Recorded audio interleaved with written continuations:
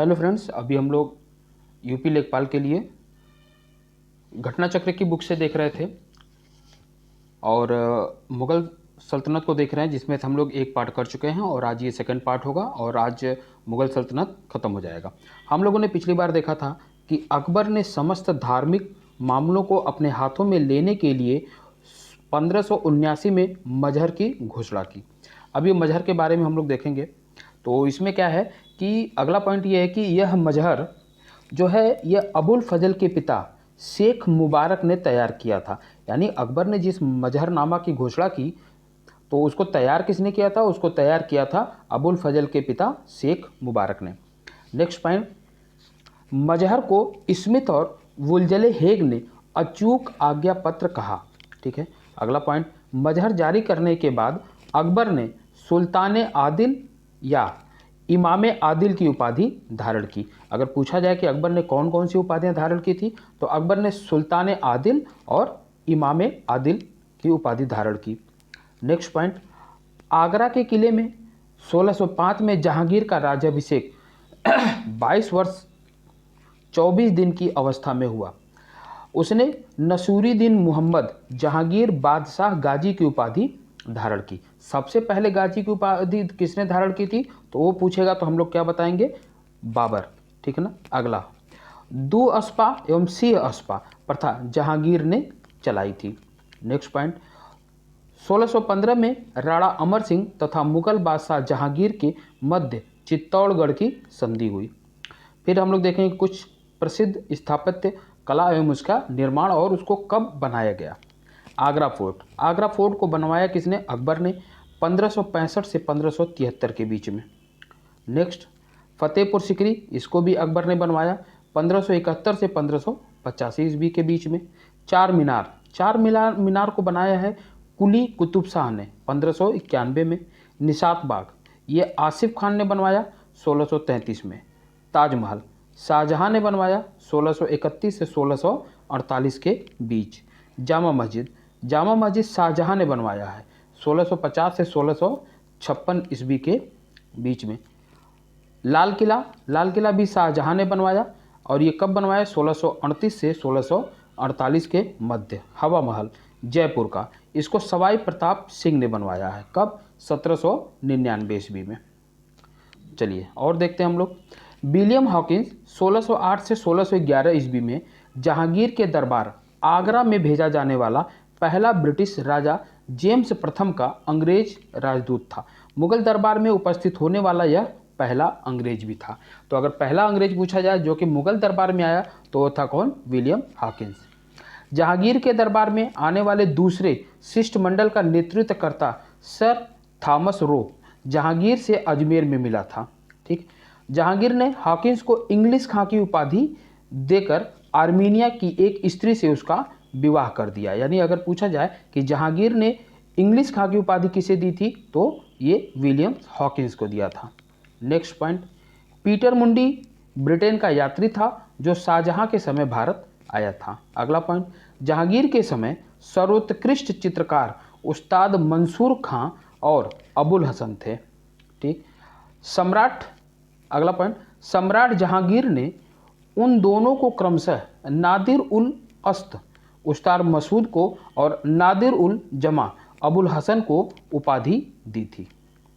उस्ताद मंसूर प्रसिद्ध पक्षी विशेषज्ञ चित्रकार था जबकि अबुल हसन को व्यक्ति चित्र में महारत हासिल थी।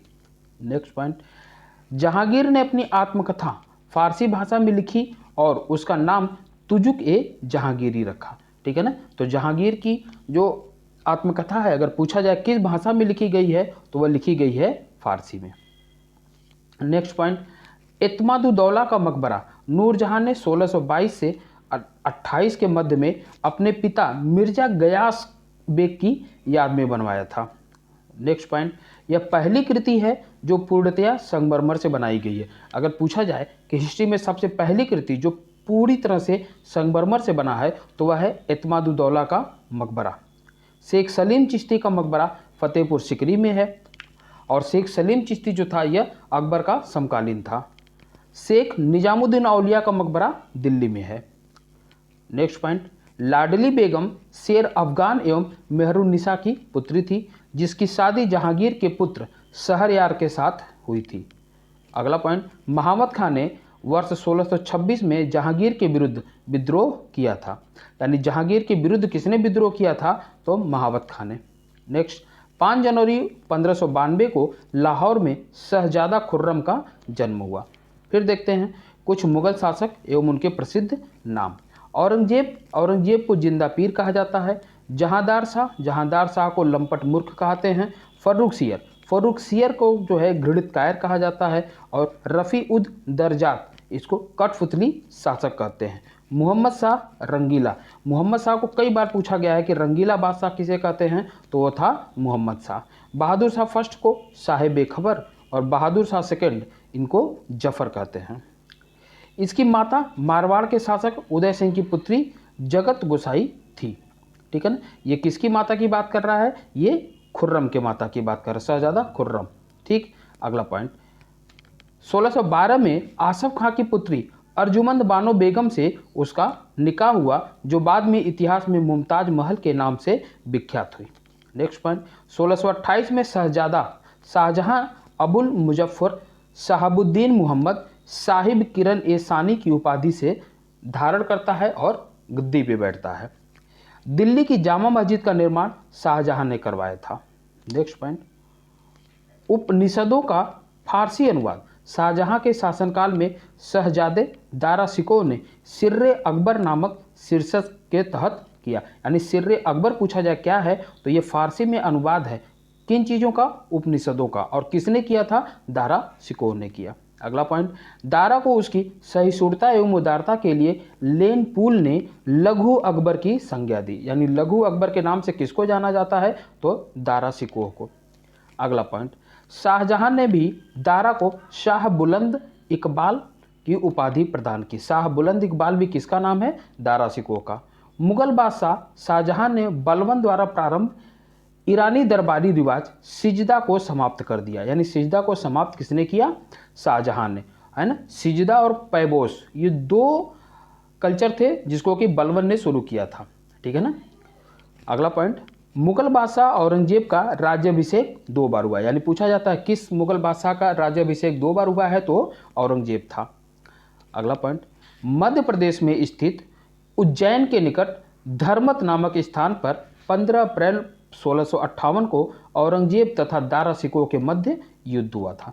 सामूगढ़ का युद्ध 29 मई 1568 को औरंगजेब और मुराद की संयुक्त सेनाओं एवं दारा शिकोह के मध्य हुआ, जिसमें दारा शिकोह पराजित हुआ। अगला पॉइंट, उत्तराधिकार का अंतिम युद्ध देवराई का था।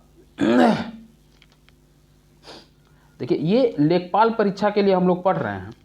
अगला पॉइंट, औरंगजेब ने बीजापुर 1686 में, गोलकुंडा 1687 पर आधिपत्य स्थापित किया। यानी औरंगजेब ने बीजापुर को कब जीता था? 1686 में, और गोलकुंडा को 1687 में। औरंगजेब के शासनकाल के दौरान मुगल सेना में सर्वाधिक हिंदू सेनापति थे। सबसे ज़्यादा ये कट्टर मुस्लिम भी था और सबसे ज़्यादा हिंदू सेनापति भी इसी के समय में थे। औरंगजेब के शासनकाल में कुल सेनापतियों में 31.6% हिंदू थे, जिसमें मराठी की संख्या आधे से अधिक थी। अगला पॉइंट, अकबर के शासनकाल में यह अनुपात 22.5% तथा शाहजहां के समय में यह 22.4% था। ठीक है, और औरंगजेब के समय में यह 31% हो गया। अकबर महान ने अपने साम्राज्य में जजिया कर की समाप्ति की घोषणा की थी, किंतु औरंगजेब ने उसे 1679 ईस्वी में पुनर्जीवित कर दिया। अगला पॉइंट, औरंगजेब ने औरंगाबाद में अपनी प्रिय पत्नी राबिया उद दौरानी के मकबरे का निर्माण 1561 में, यानी 1551 से लेकर के 61 यानी 10 साल में करवाया। यानी राबिया उद दौरानी के मकबरे का जो निर्माण है ये किसने करवाया है? ये करवाया है औरंगजेब ने। ठीक, और इसी को क्या कहा जाता है? इसी को कहा जाता है बीबी का मकबरा। बीबी का मकबरा किसने बनवाया? औरंगजेब ने बनवाया। और इसे क्या दूसरा नाम भी दिया जाता है? द्वितीय ताजमहल भी इसी को कहते हैं। मेहरुन्निसा औरंगजेब की पुत्री थी। नेक्स्ट पॉइंट, औरंगजेब ने जहां आरा को साहिबात उल जमानी की उपाधि प्रदान की थी। नेक्स्ट पॉइंट, दिल्ली के लाल किले में औरंगजेब ने मोती मस्जिद का निर्माण करवाया। देखिए मोती मस्जिद जो है ये किले के अंदर रहेगी और जामा मस्जिद जो है ये किले के बाहर रहेगी। फिर देखते हैं, मुगल प्रशासन में मुहतसिब जन आचरण के निरीक्षण विभाग का प्रधान होता था। अगला पॉइंट, वेश्याओं को नगर से निष्कासित कर एक नए स्थान पर बसाया गया और उसका नाम शैतानपुरी रखा गया। अगला पॉइंट, मनसबदारी व्यवस्था के अंतर्गत 33 वर्ग थे। अगर कभी पूछा जाए मनसबदारी में कितने वर्ग थे तो यानी 33 कैटेगरियां थी इसमें। अकबर ने 40वें वर्ष में जात एवं सवार जैसी दोहरी व्यवस्था लागू की थी। मुगल प्रशासनिक शब्दावली में माल शब्द भू राजस्व से संबंधित था। अगर पूछा जाए माल शब्द का संबंध मुगलों के समय में किससे था तो ये भू राजस्व से संबंधित था। पुर्तगालियों द्वारा 1605 में तंबाकू भारत लाया गया। कई बार पूछा गया क्वेश्चन कि तंबाकू भारत में किसके द्वारा लाया गया, तो पुर्तगालियों के द्वारा। कब लाया गया? 1605 में। नेक्स्ट पॉइंट, अकबर द्वारा राम सीता की आकृति और राम सी देवनागरी लेख से युक्त सिक्के चलाए गए।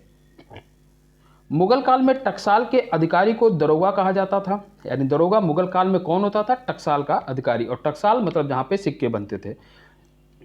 चांदी का सिक्का रुपया कहलाता था। दाम अकबर द्वारा चलाया गया तांबे का सिक्का था, ठीक है ना। तो चांदी का सिक्का तो उसको रुपया कहा गया और तांबे के सिक्के को दाम कहा गया।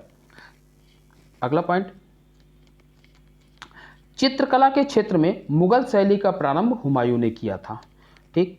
अकबर ने अनेक ग्रंथों को चित्रित करवाया तथा इसमें सर्वप्रथम दस्ताने अमीर हमजा है। सबसे पहले किसका करवाया था? दस्ताने अमीर हमजा का। नेक्स्ट पॉइंट, जहांगीर के काल को मुगल चित्रकला का स्वर्ण युग कहा जाता है। औरंगजेब ने संगीत को इस्लाम विरोधी मानकर उस पर पाबंदी लगा दी। औरंगजेब ने संगीत पे पाबंदी क्यों लगाई? क्योंकि वो क्या मानता था? ये इस्लाम विरोधी है। अगला पॉइंट, औरंगजेब के काल में सर्वाधिक संगीत की पुस्तकें लिखी गई, ठीक है ना। नेक्स्ट पॉइंट, औरंगजेब संगीत विरोधी होने के बावजूद स्वयं एक कुशल वीणा वादक था। औरंगजेब कौन सा वाद्य यंत्र बजाता था? तो वह क्या बजाता था? वीणा। तोड़ी राग प्रातःकालीन गाया जाने वाला राग है। हरिदास संप्रदाय के संगीत अर्चना केंद्रों की संख्या 5 है। गायन और वादन दोनों कलाओं में प्रवीण थे। इनके अनेक शिष्य थे जिनमें से तानसेन, बैजू बावरा, गोपाल नायक, मदन लाल का नाम उल्लेखनीय है। नेक्स्ट पॉइंट देखेंगे हम लोग, अकबर के शासनकाल के दौरान तानसेन और स्वामी हरिदास मुख्य ध्रुपद गायक थे, ठीक है ना। तानसेन और हरिदास क्या थे? ध्रुपद गायक थे। नेक्स्ट पॉइंट, तानसेन अकबर के दरबार का प्रसिद्ध संगीतज्ञ था। तानसेन का मूल नाम रामतनु पांडे है। अकबर ने तानसेन को कंठ भरण वाणी विलास की उपाधि प्रदान की थी। नेक्स्ट पॉइंट, विलास खां जहांगीर के दरबार का प्रमुख संगीतज्ञ था। अगर पूछा जाए अकबर के दरबार का कौन प्रमुख संगीतज्ञ था तो तानसेन, और अगर जहांगीर का पूछा जाए तो विलास खां। नेक्स्ट पॉइंट, महामनगा ने दिल्ली के पुराने किले में खैरुल मंजिल अथवा खैर उल मंजिल नामक मदरसे की स्थापना कराई, जिसे मदरसाए बेगम भी कहा जाता है। मदरसाए बेगम की स्थापना किसने करवाई है? तो ये महाम अनगा ने करवाया है। नेक्स्ट पॉइंट में हम लोग कुछ मुगल कालीन पुस्तकें देखेंगे और उनके लेखक देखेंगे। निजामुद्दीन अहमद ने तबकाते अकबरी लिखा है। अब्बास खां सरवानी ने तारीख़ शेरशाही लिखा। हसन निजामी ने ताजुल मासिर लिखा। मिर्ज़ा मोहम्मद काजिम ने आलमगीर नामा लिखा। चंद्रभान ब्रह्मान ने चहार चमन लिखा और मोतमिन खान ने इकबाल नामा जहांगीरी लिखा। नेक्स्ट पॉइंट हम लोग देखेंगे। नेक्स्ट पॉइंट में यह है कि अब्दुल हमीद लाहौरी शाहजहां के शासनकाल का एक राजकीय इतिहासकार था। उसने अपनी पुस्तक पादशाहनामा में शाहजहां कालीन इतिहास का वर्णन किया है।